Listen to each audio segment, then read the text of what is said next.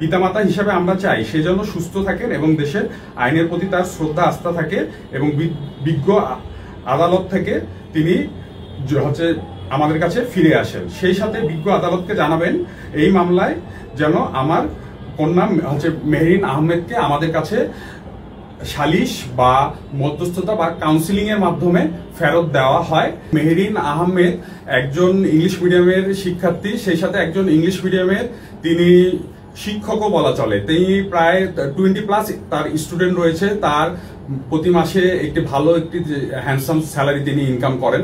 হ্যাঁ, মেহরিন আহমেদ প্রচন্ড একজন মেধাবী ছাত্রী। আপনারা তার ইংলিশে ইনফ্লুয়েন্সের ইংলিশ কথাবার্তা শুনে আপনারা বুঝতে পেরেছেন।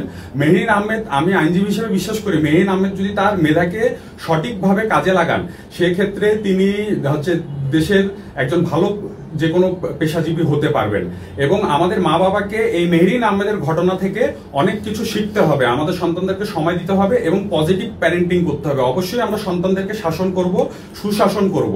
দীর্ঘদিন থেকে শারীরিক ও মানসিকভাবে বিপর্যস্ত, বিভিন্ন কারণে তার মা বাবা ও পরিবারের অন্য সদস্যদের সাথে মানসিক দূরত্ব সৃষ্টি হয়।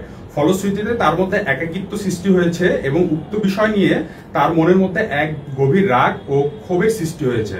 তারপর আমাদের ধারণা সে থেকেই আদালতে বিষয়টি নিয়ে মামলাটি দায়ের করেছেন। সে দীর্ঘদিন থেকে একাধিক আইনজীবীর সাথে যোগাযোগ করেছেন বলে আমরা অবগত হয়েছি। ইতিমধ্যে আমরা আরো অবগত হয়েছি আপনি আমাদের কন্যার পক্ষে নিযুক্ত আইনজীবী এবং আপনি তাকে বিজ্ঞ আদালতে প্রতিনিধিত্ব করেন।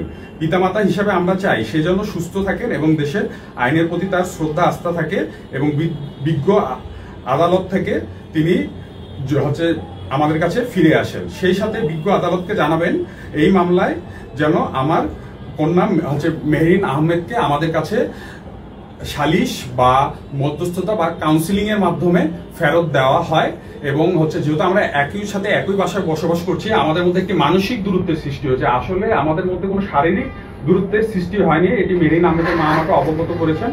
এই কারণে মেহরিন আহমেদের মা বিষয়টি আমি মানবিক দিক থেকে বিবেচনা করে এবং তিনি যে সাইবার বুলিং এর শিকার হচ্ছেন এটি আমাকে প্রিন্ট অ্যান্ড ইলেকট্রিক মিডিয়াকে জানানোর জন্য তিনি আমাকে বলেছেন। যিনি প্রিন্ট অ্যান্ড ইলেকট্রিকের মাধ্যমে সকলকে কাছে অনুরোধ করেছেন তার মেয়ের যেন সাইবার বুলিং এর শিকার হতে না হয়। চিঠিটা যে দিয়েছেন এই বিষয়টি মেহরিন আহমেদ পজিটিভ ভাবেই নিয়েছেন এবং তাকে আমি অবগত করেছি যে তিনি যেন আর সাইবার বুলিং এর শিকার না হন। এই কারণে তার মাও আমাকে লিখিতভাবে জানিয়েছেন এবং আমি এটি প্রিন্ট অ্যান্ড ইলেকট্রিক মিডিয়ার মাধ্যমে এটা সকলকে জানাবো যে মেহরিন আহমেদের মা সকলের কাছে অনুরোধ করেছেন তার কন্যা যেন সাইবার বুলিং এর শিকার না হন।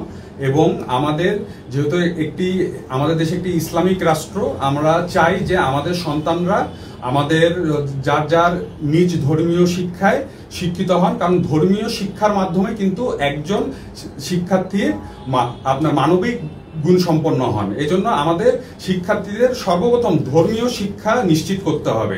আমি তার আইনজীবী, একজন আইনজীবী হিসাবে তার কি কোনো ধরনের ব্যক্তিগত সমস্যা রয়েছে কিনা তা আমরা সহজে অবগত হতে পারি না। কারণ যখন একজন ক্লায়েন্ট আমাদের কাছে আইনি সেবা নিতে আসেন সেক্ষেত্রে আমরা ক্লায়েন্টকে বাংলাদেশের কনস্টিটিউশন অনুযায়ী আইনি সেবা দিতে বাধ্য।